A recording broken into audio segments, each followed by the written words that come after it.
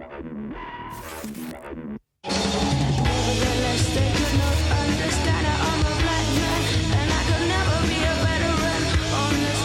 to you by Pfizer.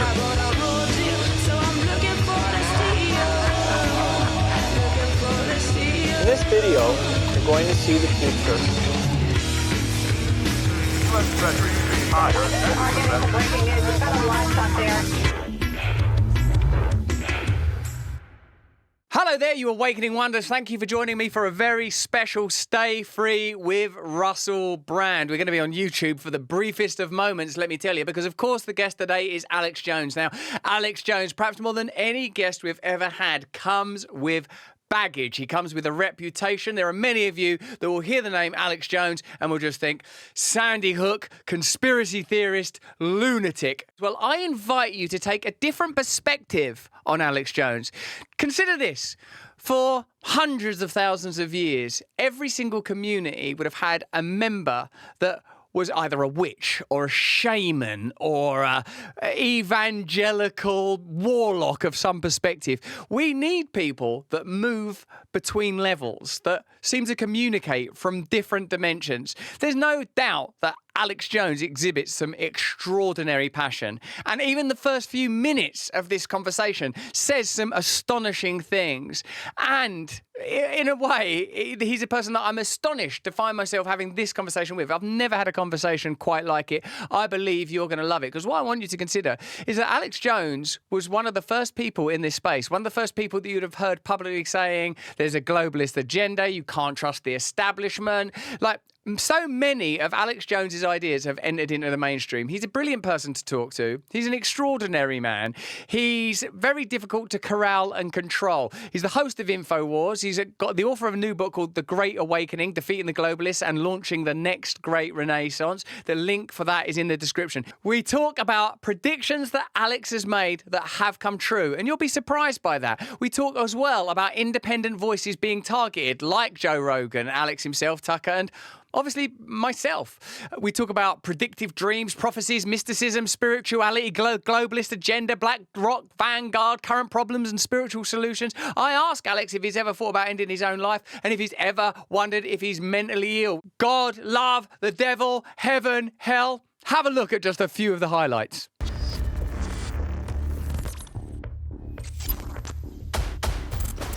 You're telling me it isn't real when they had a vote in the goddamn Senate? 1776 will commence again if you try to take our firearms. I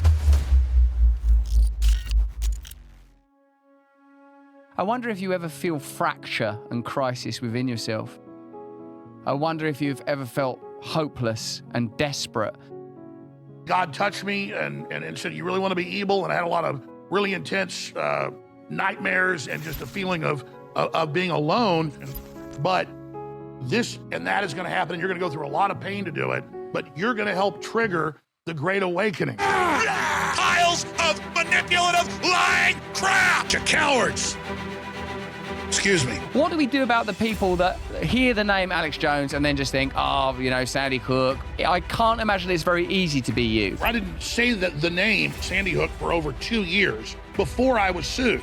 Do you feel that you arm your detractors by your mystical conjecture?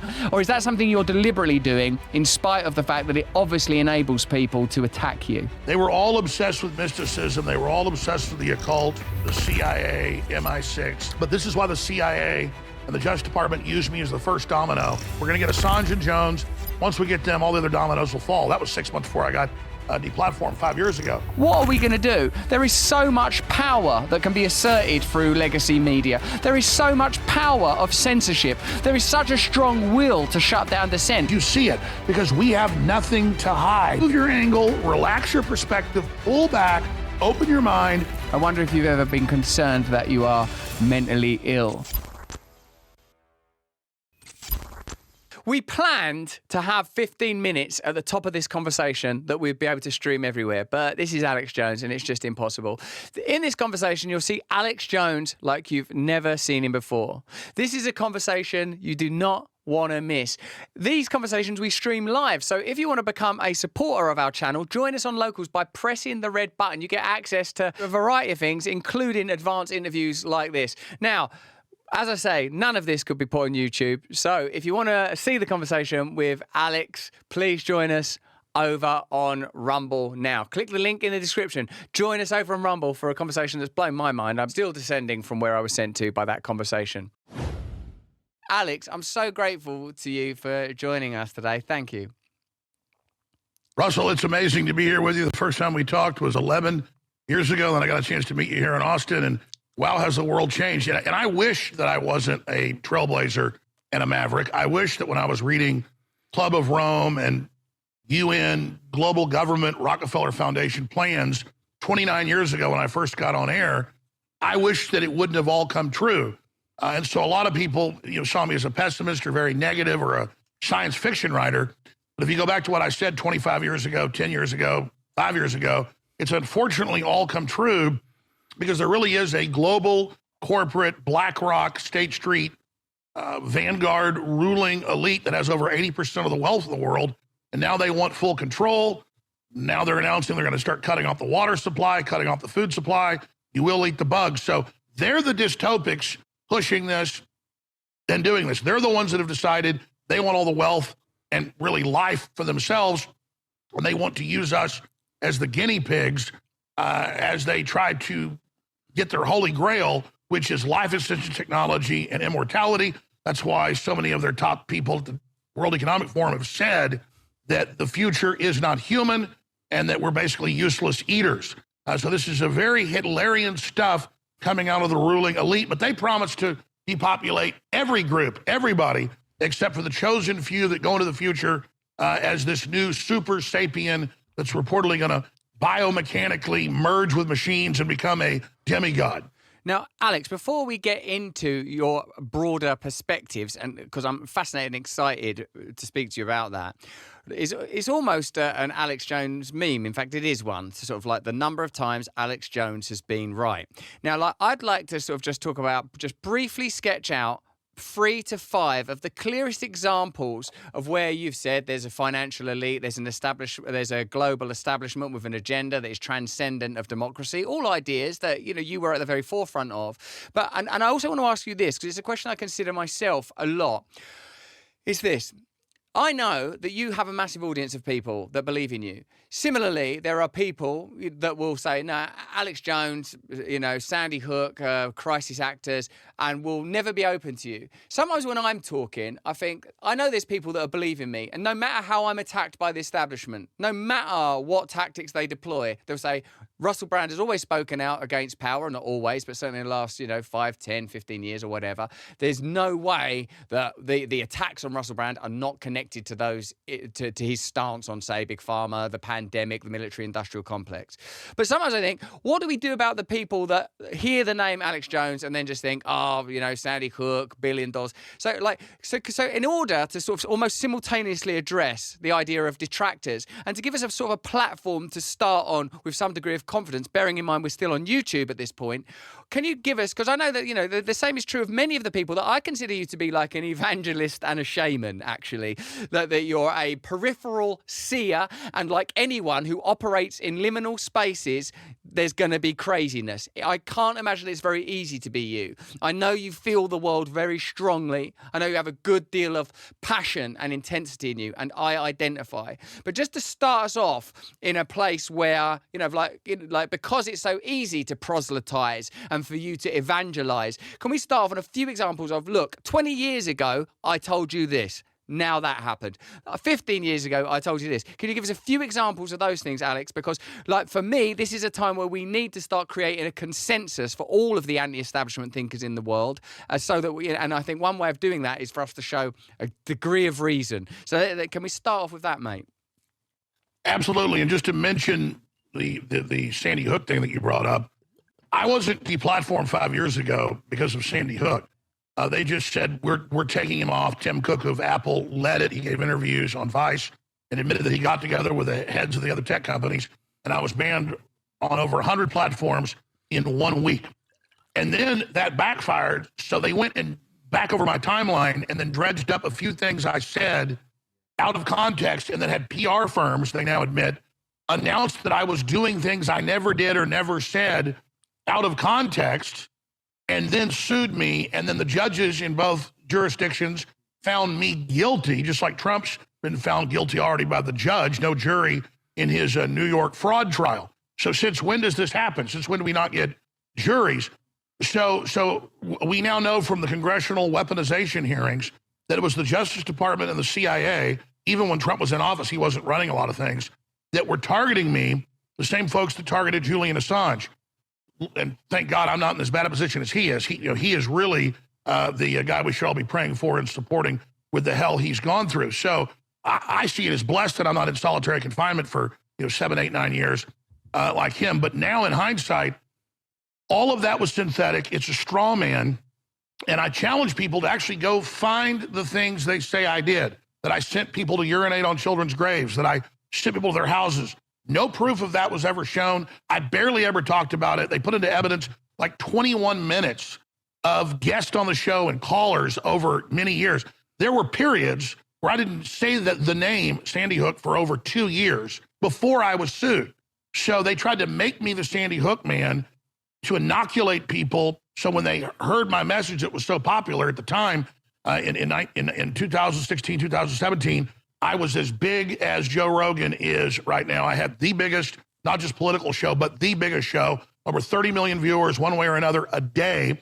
And of course, you have begun to approach that. That's why you've been targeted. And that's why they tried to go after Joe Rogan. It's why they've gone after Tucker Carlson. But notice, all the most popular shows are talking about Globalist and BlackRock and the ESGs and the central bank digital currency. So yes, I have had events where I can put the material together and then predict what's going to happen in the future. We're all psychic to a certain extent. We're all part of the group collective. I have had dreams that have come true. I've also had a sixth sense about the data I saw and when I thought they were going to pull something. And so, but we all have that intuition, men, women, you name it. But specifically, so much of what I predicted was in MIT white papers and things. Like I was reading about the Tavistock Institute in the 70s and 80s developing the transgender program to make sterilization fashionable and cool, particularly of all the autistic children and things that they knew that their program was going to be producing. And so it wasn't that I magically looked into a crystal ball and said decades ago the chemicals in the food and water are reducing our fertility and bending the brain cells in utero of brain development, where you're not really a male or a female, you're more hermaphroditic, and not in the genitals, but in the brain structure that is way more important than what, quote, genitals you have. So I don't blame people that are biologically a male but feel like they're a female, because they actually are now leaning towards being more female than male. But these people have been targeted. So I predicted, obviously, that you would see mass infertility and a reduction in sperm counts. Now they're down around 90% in every Western country that uses atrazine and things. The media just ignores all the science I showed 20 years ago or 10 years ago.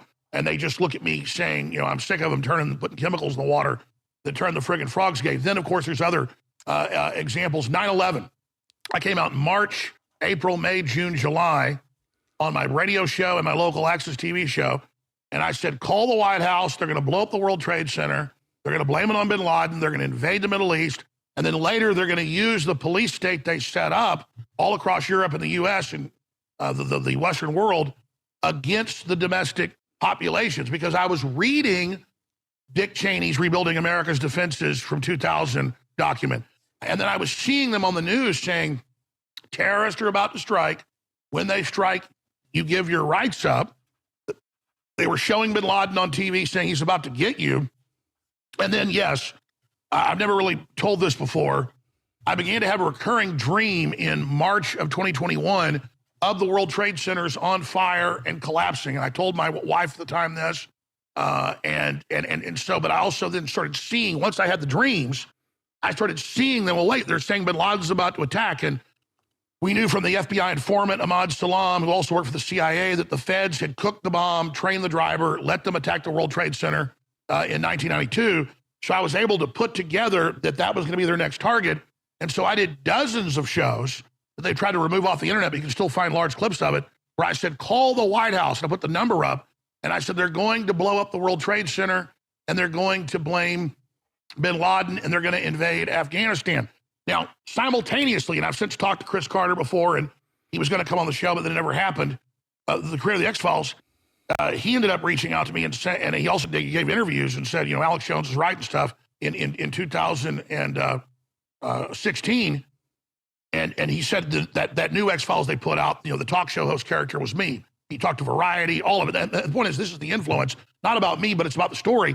He then said, I really like Alex Jones because he was talking about they're going to blow up the World Trade Center. He said, I was approached by the CIA in early 2000 on the Lone Gunman spinoff of the X-Files, and I was asked to make a show where a rogue group of the government hijacks a jumbo jet by remote control to blame it on a Middle Eastern boogeyman to fly it into the World Trade Center to then bring in worldwide martial law and the beginning of the Holy War. And so it's not just Alex Jones having dreams about this and then seeing the evidence and then saying it. That was a true psychic event. And when I don't have these a lot anymore, but when I was a little kid, I had them a lot. And then by the time I was a teenager, I had them a few times, and I've had them a few times since then, like with the 9/11. And sometimes it's a nonsensical thing about something that, that's going to happen, and then it happens a year later, and you've even written it down and it happens. But when I have these dreams where I guess you fold space, fold time, go into the future, which our higher consciousness can do interdimensionally, we're in the third dimension, but our souls are obviously projecting up higher. That's been mathematically, scientifically proven now. So we get to have a window into at least potential futures. It's kind of a Frank Herbert Dune situation. But when I would have these dreams, I would also wake up very sweaty and vomit and just absolutely just be blown away with the worst headache you can imagine. And I don't even regularly have headaches. It would just be when I would have these dreams. And so that's my big psychic event that's also been proven by the fact I came out and called it. But then basically the psychic ability just helps you already see the data points. And then I guess your subconscious mind, you can even say then programs what you'd call an AI, but a human artificial intelligence, advanced intelligence interfacing with the universe to then take you to the next level. And so it just goes on from there. I said 2 years ago in October, I said that Russia is going to invade by the end of February next year. That was 3-4 months before. I mean, there's literally been hundreds and hundreds and hundreds and hundreds of these, but that wasn't a dream or an event. That was me studying all the data and the background and intel. And I basically, I predicted they were going to come after the food. I predicted how they were going to break up the families, how they were going to finance race war. But 99% of it is just hidden in plain view. And reading source documents, there's just many other examples. There are a lot of examples there. And what I can tell even from speaking with you today, Alex, is that you move between demonstrable empirical facts like, phthalates in the water and the increase of phthalates in the water are evidently affecting male fertility. And when you're obviously sort of straight away, Alex, move into such complex areas of discussion using, and also the way that you approach reality is a kind of rare in a kind of a rationalist, materialist world. Now, when you say about sort of predictive dreams and prophecy and mysticism, most cultures make allowances for that. And the CIA utilize people with psychic capacities and psychic abilities. These kind of phenomena are areas of exploration. So I don't think that the attempt to discredit you is because you are a person that in a global culture occupies a role that we would probably recognize more easily in smaller, tribalized culture, i.e. the mystic, the shaman, the evangelist. What I think is complex is that our social and cultural systems don't afford even that role anymore. God, I've had enough cause lately to think about witch hunts and Salem and the way that mysticism, mystics and people that speak out and people that bring information out from the edgelands into the mainstream have been historically persecuted. Sometimes I wonder what people think they are talking about when the idea of a witch hunt is discussed. You know, that people seem to be able to produce evidence, seem to be able to conjure up legitimization for unpersoning, persecuting, shutting people down. It's very curious that those people generally are outspoken critics of the establishment. And the more I speak to you, the more I realize that you have inaugured a particular cultural role. You, and I would say in particular David Icke, both of whom have been subject to incredible attacks and incredible slurs, and it's difficult not to say that that would be predicated on and driven by the desire to shut down the things you're saying rather than at what we're always offered, a desire to protect. So with what you said about 9/11, even are you ever tempted when it comes to stuff like the phthalates in the water or a subject like 9/11 to remain within what is empirical and demonstrable, or is that sort of beyond, or is that just not the way you see stuff? Because Alex, it's recently been discussed that the CIA have demonstrable connections with some of the hijackers. We now know that the law C-702 is being perpetuated even as we speak, using Hamas's attacks on Israel to legitimize ongoing surveillance measures that Snowden revealed. Do you ever feel like you could curtail and measure the way that you communicate, that it would be possible that more people would be brought along if you were able to say, look, here's what I can prove, this is what I sense, this is what I intuit.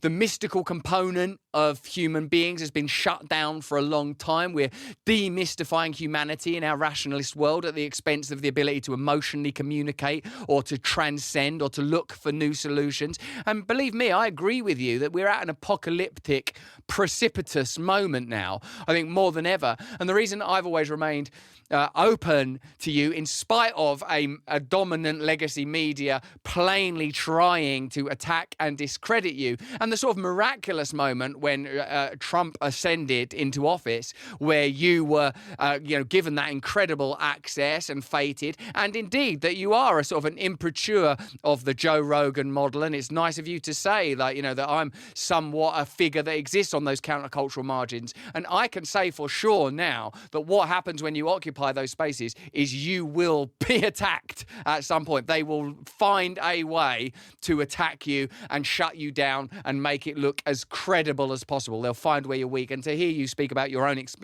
encounters with that, I feel a great deal of sympathy for you, even though, no one could have missed the way that the legacy media covered the story you touched on. So I guess what this question actually is, Alex, is do you feel that you, in a sense, arm your detractors by your willingness to move from I have prophetic dreams, I had access to this white paper, I knew that these chemicals would have this effect on gender identity? Do you see that you're pulling in a great deal of information, mystical, conjecture, prophetic, as well as data? Or is that something you're deliberately doing in spite of the fact that it obviously enables people to attack you?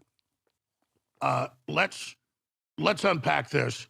As you mentioned, the CIA, MI6, OSS before that, Hitler and his Gestapo, the Russian czars, they were all obsessed with mysticism. They were all obsessed with the occult. And they put massive amounts of money into scientists trying to quantify what was causing it, what was doing it, because it's a real phenomenon. There's also a lot of charlatans around it, but it's simply things, as David Icke says, not in the light spectrum. Now with the quantum mechanics and with all of the observations they've done, where if you observe a neutron, it won't jump, through a solid block of lead, but if you don't observe it, it will. That there are a lot of laws to the universe. And so the CIA has spent hundreds of billions of dollars conservatively over the last 70 years or so, since they were founded in 1947, with mind wars and with psychic soldiers and with all of that. And what they found was, and the Russians found this too, it's very real, but they can't control it. And so they'd rather chemicalize and dumb down and poison the public to lower consciousness so that they don't have to deal with that wild card. And so they know it's extremely real. And at the end of the day, when I analyze stuff, then I just use, you call it the conscious with the subconscious and the unconscious, to just go with what is my gut level then of where this is going. And I'm actually clear with the listeners and the viewers that this is fact, this is going on, this is real, and I'll show the documents. I'll show you one here in a moment. And then I say, now, this is what politically I think is probably going to happen. And then here's my gut. And I don't even spend a lot of my time on the gut and all of that. What they do is when you're on air 3, 4, 5 hours a day, I'll be on the air today 7 hours doing my show, your show, other shows. They can just cherry pick things. And they can also take things out of context. Like when I said, I'm going to eat my neighbors when civilization collapses because they're cutting the food and energy supply off. I said, this is a modest proposal. Jonathan Swift, the famous essayist, that they wouldn't feed the Irish during the famine. So he said, well, why don't we just have the Irish sell their babies to the meat markets?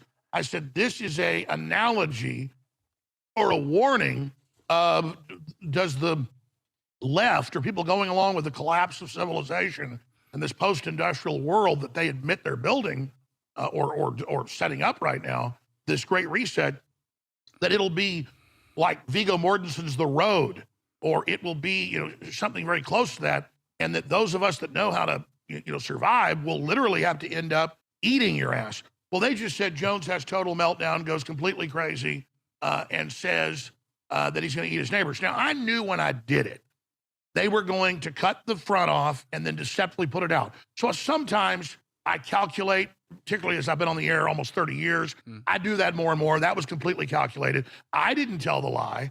I knew they were going to take what I did and put it out shockingly, and I was being massively censored, so I had to have a way to get people back to the show to actually hear me talk about, hey, they're cutting fertilizer production. They're cutting natural gas and fuel. They're cutting water supplies off around the world, blocking groups that want to put water supplies into Africa, wells and things like we're now seeing. They're now going after the guy that drilled 100 wells when the UN hasn't done that in 10 years, has gotten millions of dollars because they don't want people actually being helped. So in the past, I really didn't think about how I was coming off. I was just, a wild man. And as you get older, we all know that, you tend to settle down. And so I'm a lot more subdued than I used to be and a lot more calculated because back then I didn't realize the effect or how big I was. I mean, I've been on air 29 years. I've had a huge show for like 23, 25 years. I mean, I've been reaching millions of people a day for 25 years. And so the cultural effect's been massive. And I didn't realize the last 6, 7, 8 years how big an effect it was. So like Spider-Man says, or his uncle says, with great power comes great responsibility. But no, nothing was calculated except I knew that if I was reading globalist documents before I even got on air, when I was in college and high school before that. And I was reading stuff they wrote in the 50s and 60s that I saw that had become reality by the 80s. And I saw things they wrote in the 80s that was coming true in the 90s. So it was accelerating. It was happening quicker. And so when I was reading all these UN documents and books and things about let's put fluoride in the water to reduce fertility and lower IQ, that'll make them more manageable. That's in major publications, major books that top White House science czars wrote decades ago. So that's where we are. So I knew that, well, if they've gotten all this done, and if what they said they would do decades ago, they got done, well, now they say they're going to start cutting off the resources and by 2020, launch Agenda 2030. And when I saw they got everything done that they talked about at the Rio de Janeiro Accords in 1992 for Agenda 21, that they had almost all that done, I went, whoa, they say by 2030, they want a collapse in industrial society, and then by 2045, a 90% reduction in human population. So I'm watching the trajectory of what they've said and what they've done and what their plan is. And I've seen them carry it out. They're a little bit behind. They're now having to rush it, but they're pretty much still on track. And so the train is still going to the same destination. It's just 5-10 minutes late. And so I want to derail this thing. I want to try to launch a great awakening to counter their great reset.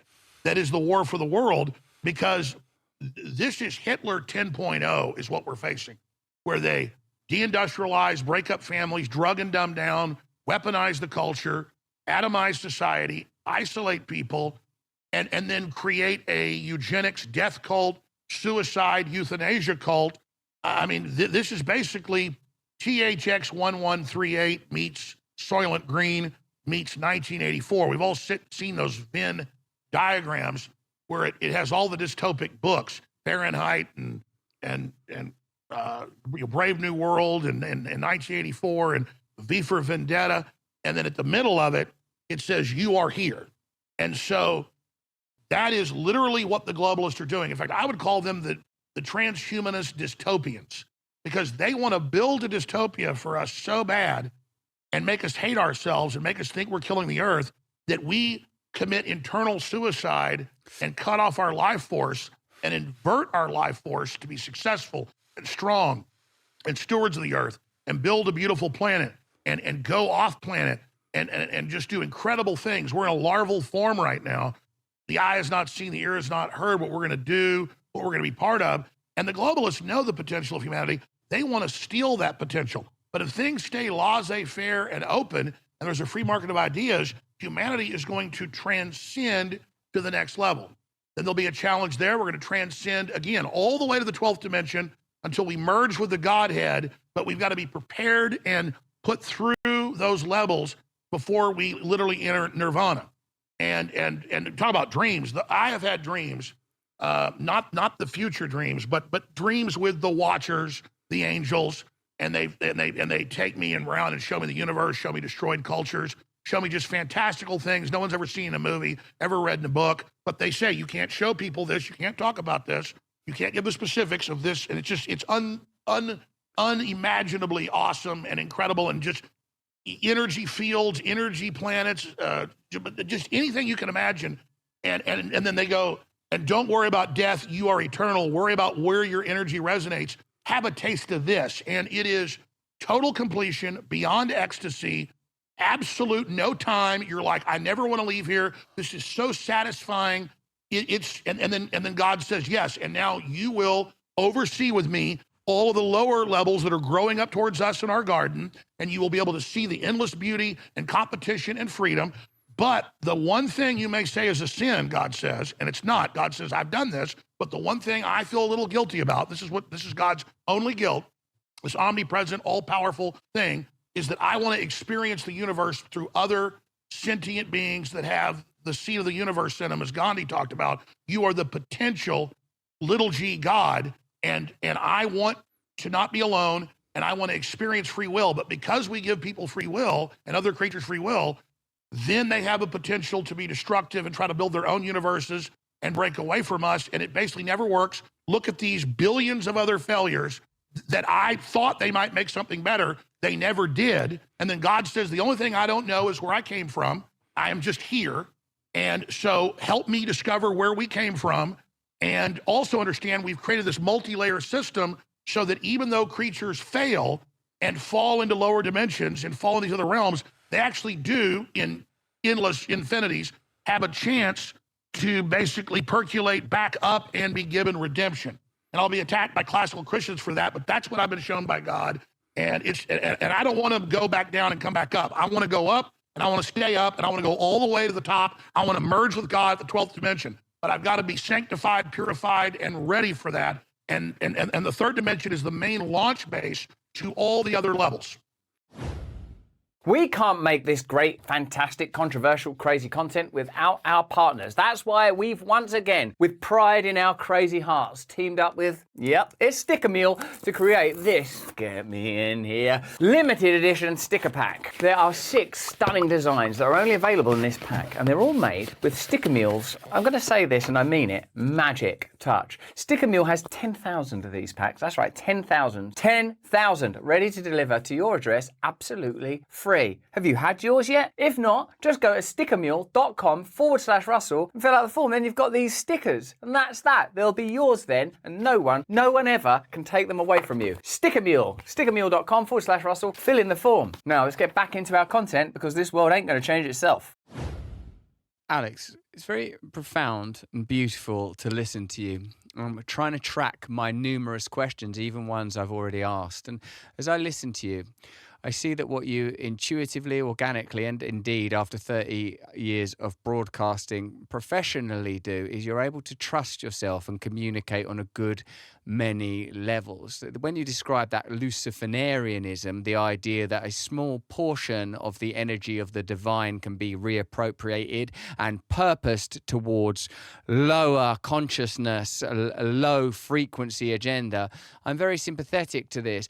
Also, when we are presented as we seem to be currently with a kind of omni-crisis, with a kind of creeping sense of foreboding, which on our show we continually talk about a subtle agenda which is demonstrable through looking at financial activity and military activity and the activity of unelected three-letter acronym organizations to create centralized authority and, as you have said so eloquently, to dumb down the consciousness of ordinary people. When I look at the scale and the scope of the problem that we are facing, it seems plain that what's going to be required is a kind of spiritual energization. That whether you consider yourself to be a person on the radical left, say, should we use the terms of our time, believing in compassion, progressivism, or if you're a cultural conservative person, believing in individual freedom and traditional Christian or Islamic values or Judaic values,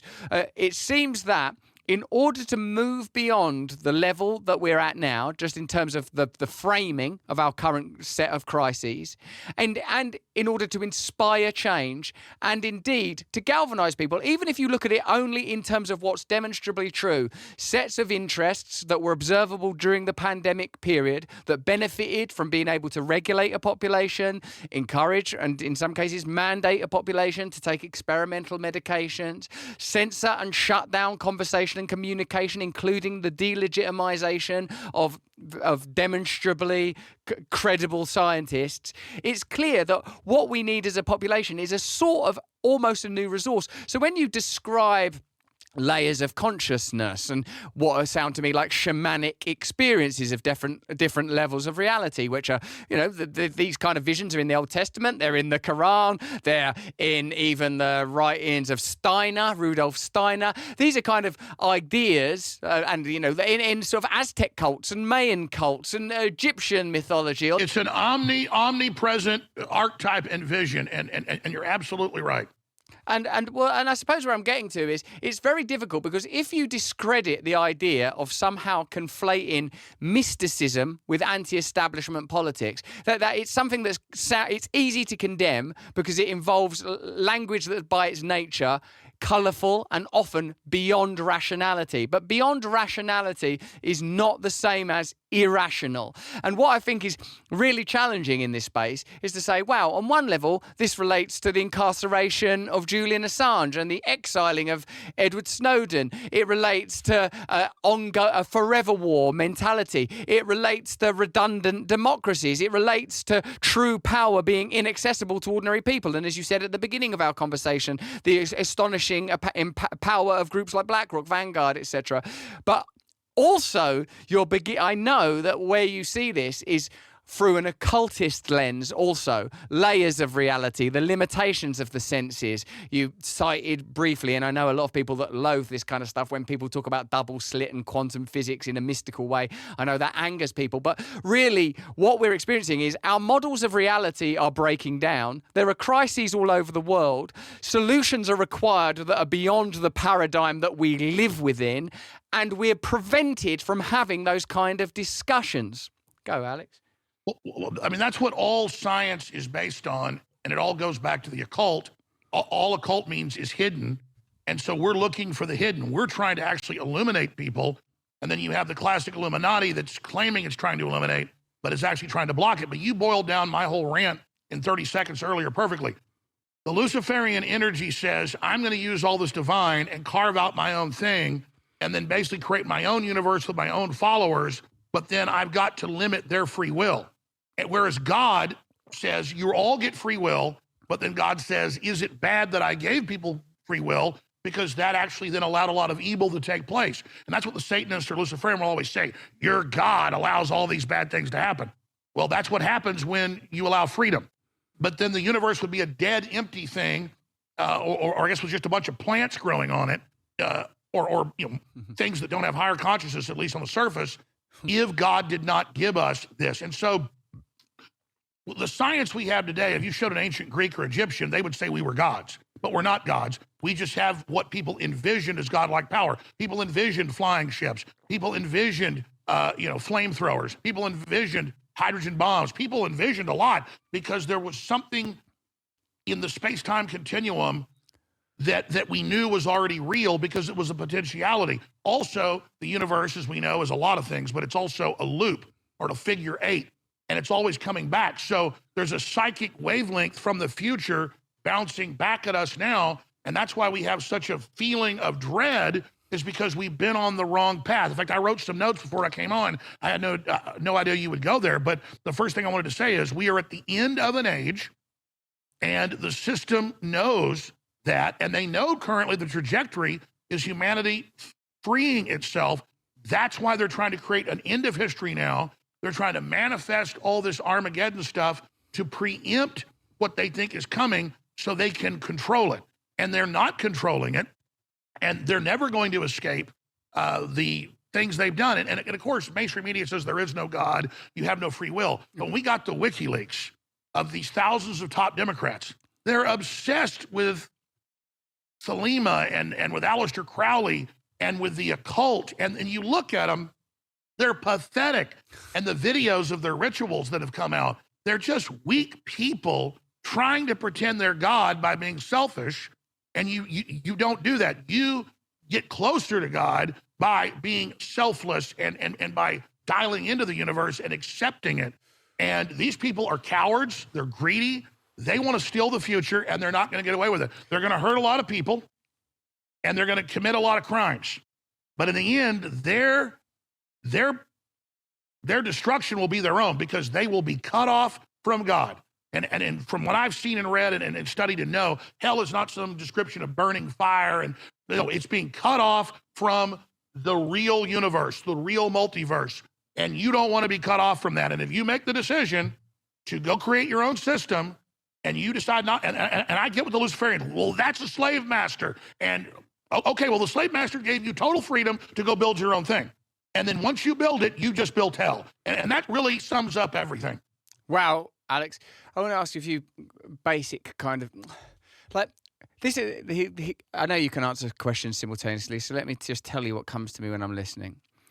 I feel like you have suffered a lot, and I feel that you have a lot of power in you. And I wonder how you align the necessity for surrender in order that we may convey a great, ever-present, omnipresent, omniscient wisdom accessible to all of us if we are clear, with your own rather robust individualism.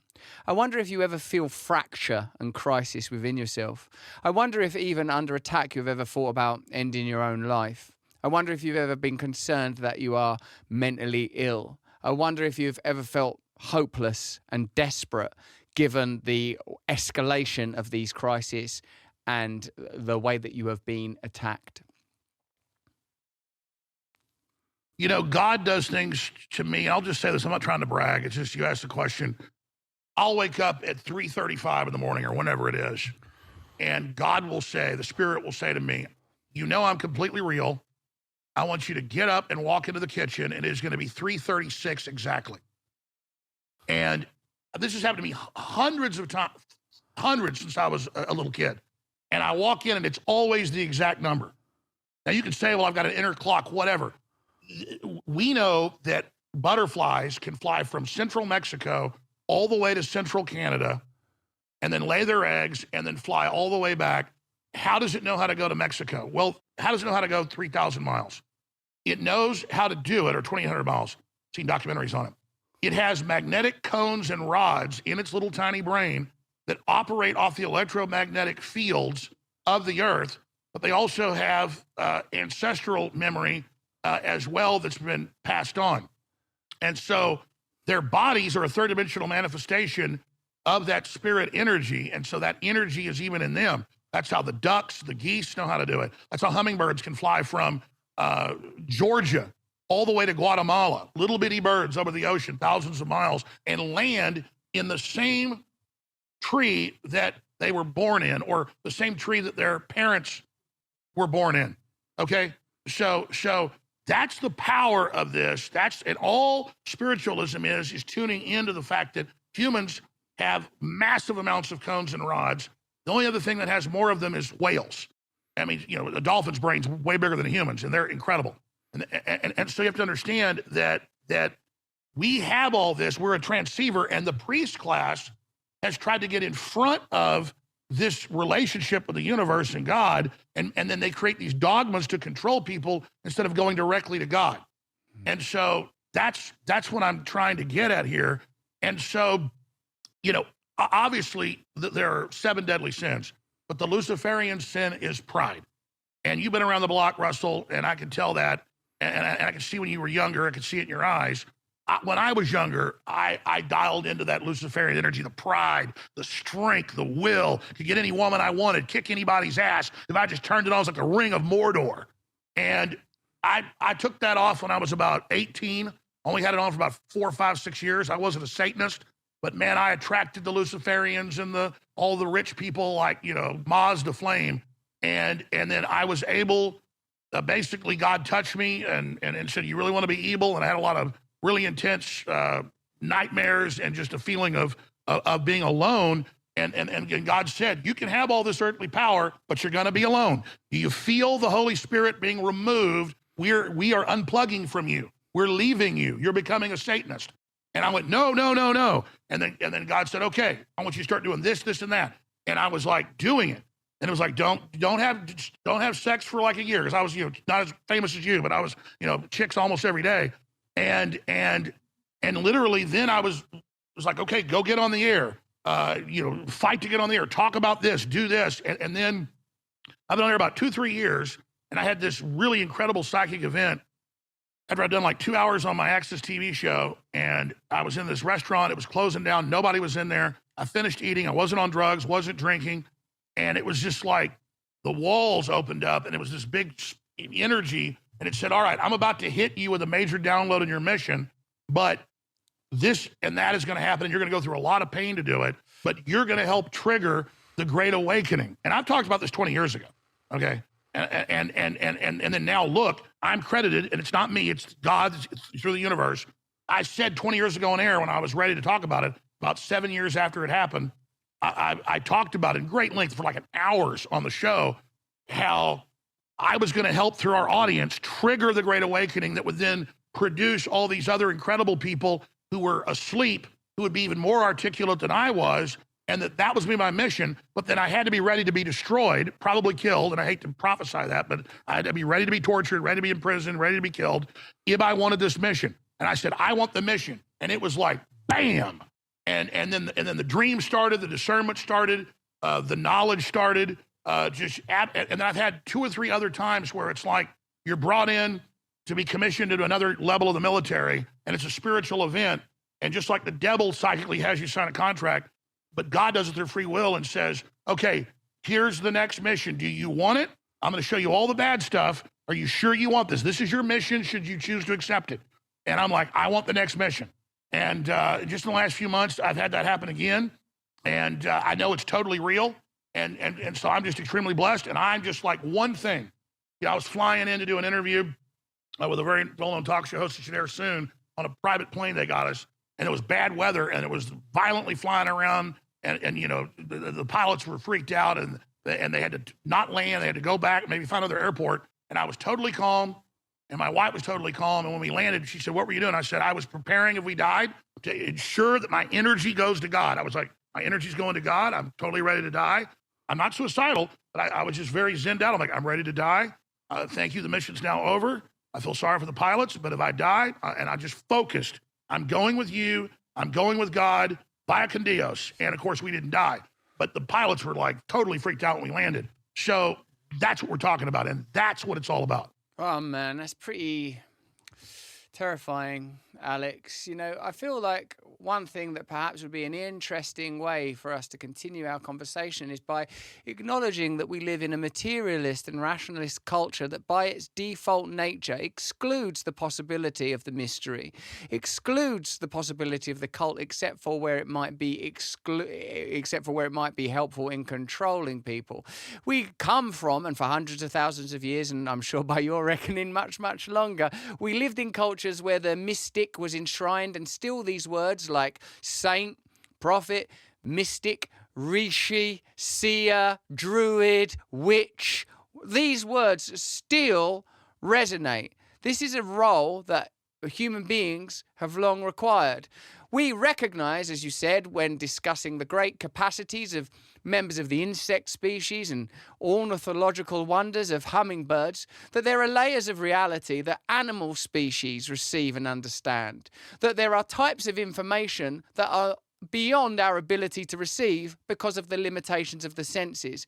And there we have recourse to senses that are subtler, embedded, perhaps lost in history, perhaps rinsed away with the fluoride and the 5G and the deadening screens and the bad food and the experimental vaccines, till in the end we live as lumpen bare apes.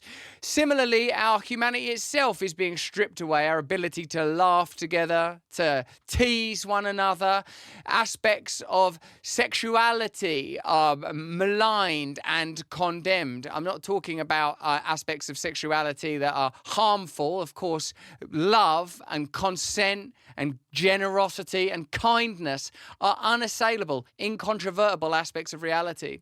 Do you ever wonder, Alex, when you're in full flight in your evangelism, in your connection to God, whether or not you are, because one of the things you'll be famous for people that are not devoted followers of InfoWars and your various incarnations and evolutions, are the impassioned rants. We've all seen preachers rant like that, imams, even rabbis rant like that. It's accepted that mystics and seers will try to convey powerful messages with great zeal.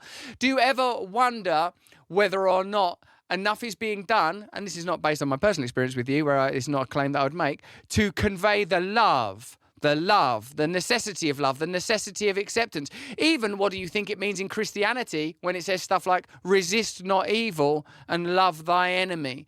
Where do those sort of basic Christian edicts, for example, fit into the way we conduct this discourse when plainly we're at a pivotal moment of great, great attack? Well, you're absolutely right. I mean, I dialed into Luciferian energy when I was about 12 to about 18.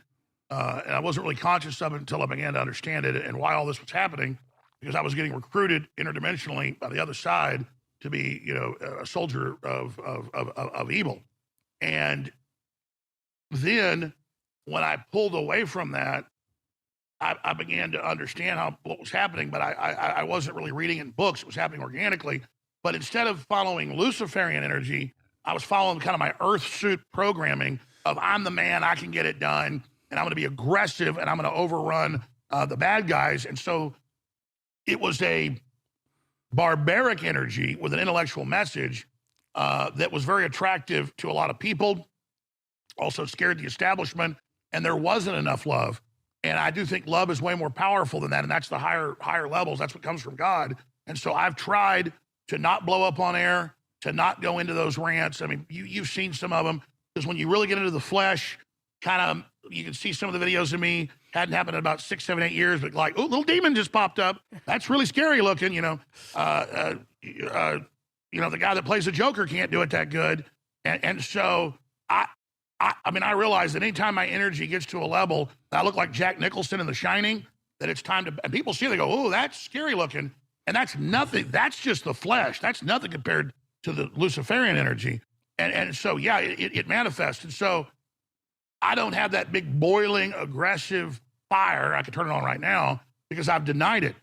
Because the more I move away, like, a town I left from Satan, the bigger the vistas get, the larger things get, the more love there is. And so, yes, I'm moving away from hate towards love. And yes, in my trajectory, there was a lot more hate. I mean, I was always fighting, not because I hated the enemy, but because I loved people that were behind me, that I was protecting. But there was still a very big serving of hate.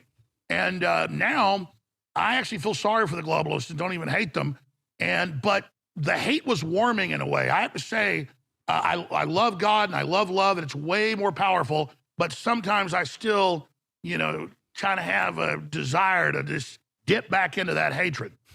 Yeah, because sometimes when you feel like you're under attack, and indeed I can see that you have this very broad, let's call it interdimensional perspective of reality, where a spiritual war is being conducted subtly by demonic forces across a vast history. If you're holding that reality within your individual personality, it's going to cause a great deal of tension.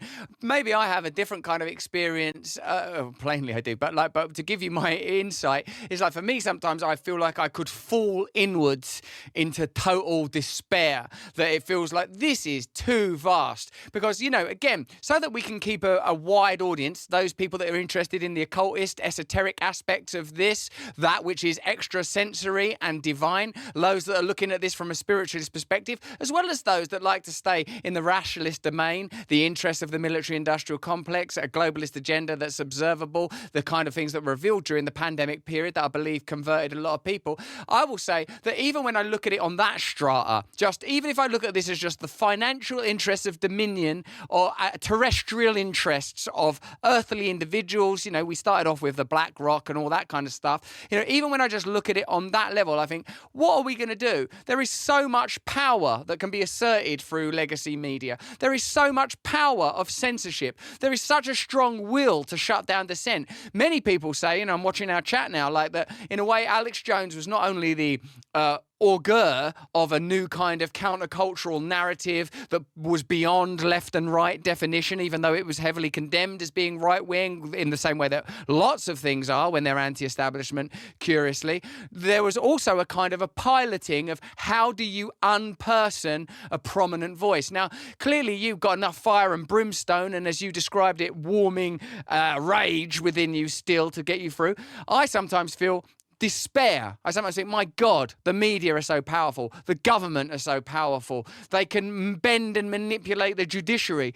And when you describe that idea of incarceration, torture, and execution, I must say I felt some real fear there. How do you see this thing shaping up? You've written a book called The Great Awakening. We'll make sure that we properly promote that book. I wonder what toolkit you would advise anti-establishment, awakening, resistance movement people look at. What do you think of the books that you got to look at, the films you got to look at to navigate this space without collapsing into despair? Because you look around the world now on a superficial level, Alex, it's war here, war there, escalating war there, increased authority, legislation, censorship, shutdown, absolute lies. How are we going to tool ourselves up for the next phase? Yes, spiritually, but what cultural artifacts do you recommend people look at? Well, absolutely. Look. I feel like you're falling in a hole sometimes too, particularly if I work too much and if I drink too much or any of those type of things that lowers your consciousness, lowers your brain waves. We need to take off time with our families. We need to just take off time and read a book. We need to take off time and just watch a comedy show or something. It's very important to not do this all the time and to not let the magnitude of it destroy you, and realize we're just one little tiny planet in the spiral arm of the Milky Way galaxy, but we can consciously envision the whole universe and we can create concepts that can be manifest. And so we know we've been a little spark from God, and that is a magical thing. And be thankful for the gift of consciousness. Be thankful for the gift of being able to commune with your fellow humans, and realize that the globalists and others like them throughout history are very frightened. They know this is real, and they want to try to control reality. And to do that, they want to control us. So they spend all their time and all their energy trying to dominate and dumb people down so that we won't be competition to them. Just like a father grizzly bear gets the female bear pregnant, but most of the time tries and sometimes is successful to kill the male offspring. If it's a girl, he comes over and smells it. He doesn't kill it. But that's why a mother bear has to leave her mate and run miles and miles and miles away and hide, because particularly the father will smell his son and want to kill it. And so this goes back, obviously, to the different, Egyptian ethos and the rest of it. But they do not want us to be able to be part of the future and be able to make decisions. They want to have the end of the history, is what the globalists call it, where we turn into these brave new world automatons so they can play God over us when they're not God. Yeah. And so they're pretending they're a joke. The big danger is there's a real potentiality. They could make the surface of the earth unlivable. for a very, very long time. So we feel that danger of that potential future that comes closer and closer. And so that's what I'm trying to say to people is that most of my show is about inflation and the central banks and how they're bringing in their ESGs and bringing in their central bank digital currencies and how they're cutting off the water supply and the food supply and how they're doing all this. 95% of my show is documents. And then as things get more and more intense and as we all either awaken or become more automaton-ish to the globalist, like something out of Metropolis, that that famous movie made by the German, as we choose that side, doesn't matter whether you're Alex Jones or Russell Brand or Joe Schmo or Sally Sixpack or Sally Soccer Mom, you're going to resonate one way or the other. And that's just the way it is. And so it does seem overwhelming, but you notice the archetypes that you see in so many Hollywood movies. And they'll sell a negative message in the movie, but they got to have truths in them to make you open up. And so you've got like Empire Strikes Back and Darth Vader's there saying, I'm your father, join me, join evil. And all Luke Skywalker can do is just turn loose and drop into the abyss. And then, the archetypal angel comes and saves him. And I'm not a big horror fan, but I came across doing Joe Biden video searches, Poltergeist, the second Poltergeist, where they have to basically fall into hell to go save their daughter and at the same time save a bunch of other souls that were held by this demon in purgatory. Now, that's literally what this is. And so Hollywood over and over again is telling you this. And so when you feel like you're going into that hole and you're being attacked at your weakest point by the energies that want to drag you down and use you as an energy source because you're energetically, spiritually so beautiful, and that's why they come after good people, you have to then just turn loose and say, God, save me, I'm with you. And then they have no more power over you once you do that. Just say, I'm turning loose. God, I love you. I want to help people. I want to be good. And I make the decision that I want to be with you. And then you will literally be picked up by an eagle and set up on a mountaintop or wherever else you want to be set off. And so that's basically what this is. I tell people, turn loose of the fear. I signed on for this. I was warned what would happen. If I'm sitting there in a jail cell and they're torturing me and pulling my teeth out with pliers, I'm thinking, man, I'm really over the target. I'm going next level. And it's not like some Islamic deal, because those are just shadows of the true archetype. But the more we're Christ-like, the more we're willing to pay for other people's freedom is the better universe we're going to have. And so by those sacrifices, understanding that this is just flesh and blood and understanding it to transcend the pain, that is the sacrifice. Now the New World Order Satanists, they invert that. And if we can do an overhead shot, I want to show Russell this. This is the FDA safety surveillance COVID-19 vaccine draft working list of possible adverse outcomes subject to change. This was put out in October 2000, months before the shots started in the United States. I guess my crew's not in there to do a punch up of this. Oh, God. Well, I'll hold it up on screen. Anybody, can you punch it up for me, guys? Thank you. Anybody can go look this up. It's on the FDA website. It's not even hidden. But again, there was a great analogy a few weeks ago I saw by Andrew Tate, where he said, Alex Jones is right. They're Satanists. They metaphysically have to get you to accept it with fine print. So if I say, here's an apple, it's delicious and good, and you eat it and it's poison, I've just murdered you karmically, spiritually, that comes back on me. But if I trick you and say real fast, oh, it's really delicious and great, by the way, it's poison, here it is, but everybody's doing it, just eat it, and you eat it and die, at least in this third dimension, you don't get any karmic blowback. So that's why they put the fine print, FDA safety, overhead shot again, FDA safety surveillance, COVID-19 vaccine, myocarditis, heart attacks, stroke, blood clots, arthritis, anaphylactic shock, death, vaccine-enhanced disease, and all of this has now happened. So this is the U.S. government saying, this is what we think is going to happen, publishing it, and then all of that has now happened, and now the life expectancy across the Western world is going. So this is them playing God.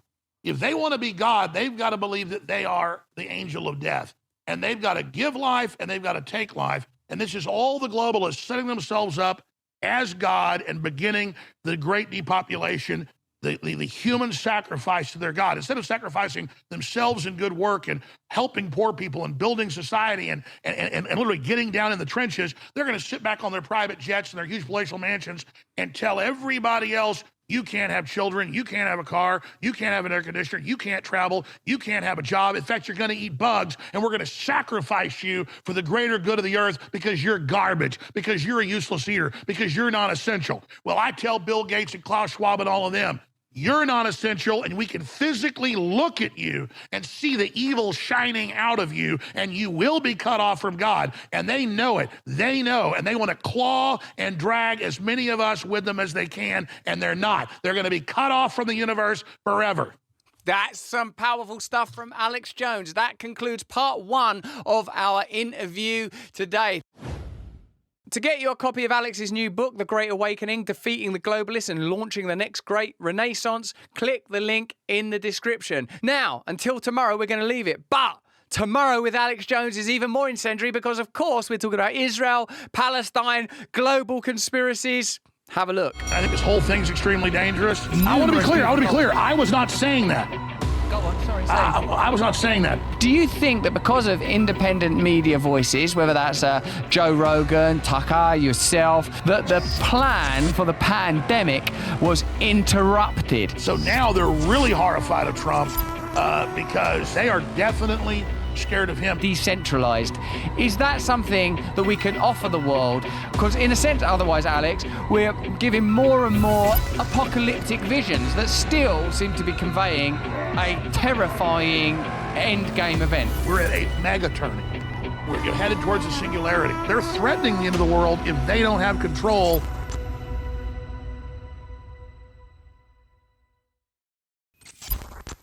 If you want to watch that immediately, click the red button, become a supporter of our channel. You get early access to interviews. Sometimes we do meditations, Bible readings. We discuss ways to build radical communities to change the world together. People that have joined us recently include Casey Angel, welcome, Sweet Potato, Dr. Julie, Moon Illy Lou, Bert Dow. Thank you for becoming an awakened wonder and a member of our community. I'm clutching you to my heart. So join us tomorrow for more Alex Jones, but different Alex Jones. Until then, stay free. Many switch on, switch off, many switch in, switch on, switch off, switch on. Many switch in, switch on, switch off, many switch in, switch on.